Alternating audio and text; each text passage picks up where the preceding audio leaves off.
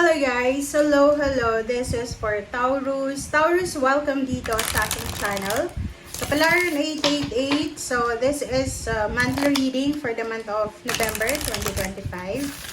Alamin natin, Taurus, kung anong messages. Okay? So, please comment down below if you resonate. Okay. First card natin is number 35, Shark. OMG, Taurus. And Flower. Okay. Taurus, makinig kang mabuti dito ha. Kasi yung shark na to, this is all about emotion, relationship, family. So, yung flower din, emotion din siya. Sinasabi ng bara sa'yo dito na sa buwan ng November 2025, maging honest ka sa sarili mo. Kumbaga, maging totoo ka sa sarili mo mismo. Okay? Kasi, sinasabi ng baraha dito, posibleng magkaroon ka ng emotional problems. Maybe yung karelasyon mo ay matagal nang talagang ayaw mo sa kanya kasi iba yung ugali niya. And siguro ngayon na November, makakapag-desisyon ka. Kumbaga, ilang beses mong pinag-isipan and now, ngayon, ito yung pinaka-perfect moment para sabihin mo sa kanya na makipaghiwalay na kayo o makipaghiwalay ka na sa kanya. Parang ganun. And maging honest ka. Kasi pag, halimbawa kung gusto mong makipaghiwalay ka as soon as possible. Okay? Swim away from the situation. Kailangan mo nang umalis. Okay? Kung halimbawa na hindi ka na masaya, is either job, o yun, career, business, relationship, family, surroundings, environment. Pag alam mong toxic na, yung parang pagkagising mo sa umaga, hindi ka na excited. Yung parang hindi ka na excited na siya yung makita mo or magtrabaho or mag-open ng business, parang gano'n. So, maging honest ka sa sarili mo, okay? Be honest with yourself, okay? And detach yourself from the situation or sa tao. Halimbawa, kung yung taong yon ay sobrang toxic na yung energy sa'yo, so kailangan mo nang mag-move on, kailangan mo nang umalis sa kanyang attachment. Alright? So, yun. Okay, let's check. This is for money, Taurus. Ano ba ang money energy para sa lahat ng Taurus?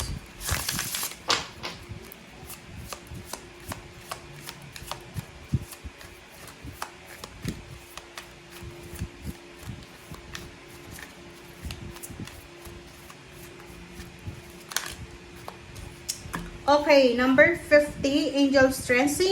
Same with the, Capricorn. So, nakikita ko sa'yo dito, yun. Like, for example, about sa trabaho, negosyo, relationship, or kung ano pa man.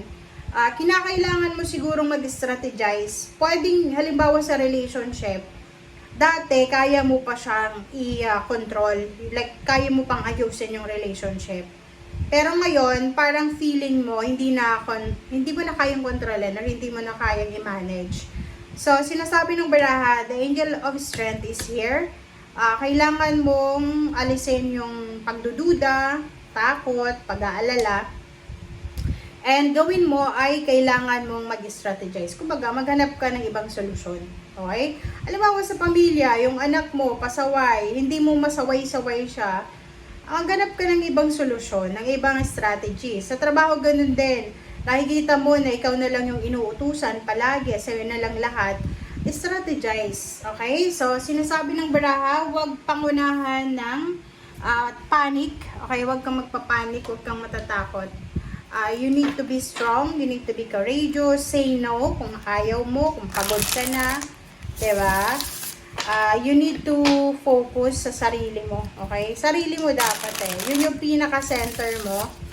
This November is yung sarili mo.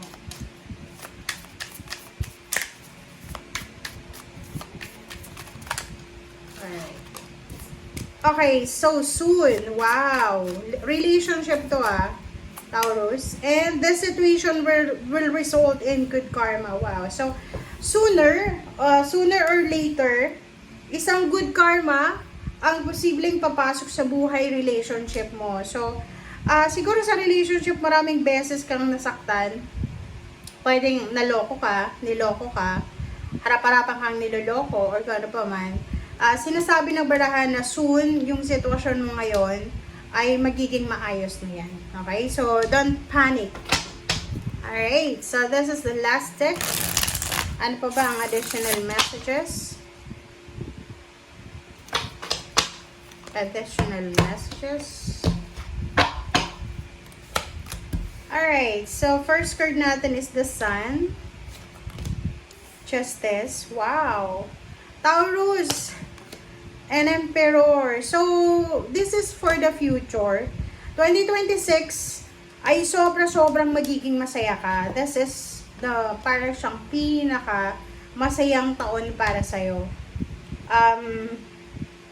Kaya sinasabi sir dito na soon the situation will result in good karma because yan na nga, may paparating sa'yo na sobrang ligaya or there's a situation na magdadala sa'yo ng sobrang kaligayahan. Justice, good karma. Okay, so expect good karma na parating. Contract signing, renewal of contract, documents, papers, salary increase, higher position, change of career, change of work, change of location, career move, or kung ano pa man to na empowerment. Kumbaga, marireclaim mo ulit kung ano yung nawala sa'yo. If it's negosyo, halimbawa, negosyante ka, maraming nawala sa'yo. Na-scam ka, naloko ka, but now sinasabi ng baraha na you are the emperor. Stability. Lahat ng imbalance sa buhay mo, ay magiging balanse. Lahat ng mga parang feeling mo hindi na mariresolve na issue ay mariresolve yan. Okay? So, you're the emperor. Kaya mong i-manage. Kaya mong i-settle lahat. Kaya mong gawing stable ang unstable na sitwasyon. Diba? Six of Pentacles. Wow. Tingnan mo. Congratulations sa'yo. Moving forward ka ha. Sinasabi ng baraha sa'yo dito, Taurus, na kung ano man itong ginagawa mo sa ngayon, are you studying, are you working, training, skills training, or kung ano man itong ginagawa mo, kung ano man pinagkakaabalahan mo sa ngayon, eto yung direksyon na magdadala sa'yo ng progress.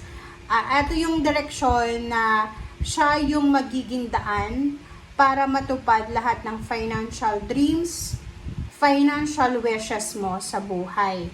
So, yung Six of Pentacles dito is there's someone, okay, may tao na posibleng kilala mo or makikilala mo pa lang na siya ay makakatulong sa'yo sa kung ano man na financial dreams meron ka. Okay? Meron din dito na if you need some help, okay, you need to ask help, okay? Lalo na doon sa mga Taurus na parang feeling nyo nahihirapan kayong i-resolve yung mga issues nyo, relationship and money. Walang masama sa pag-ask ng help, okay? Thank you guys. Bye!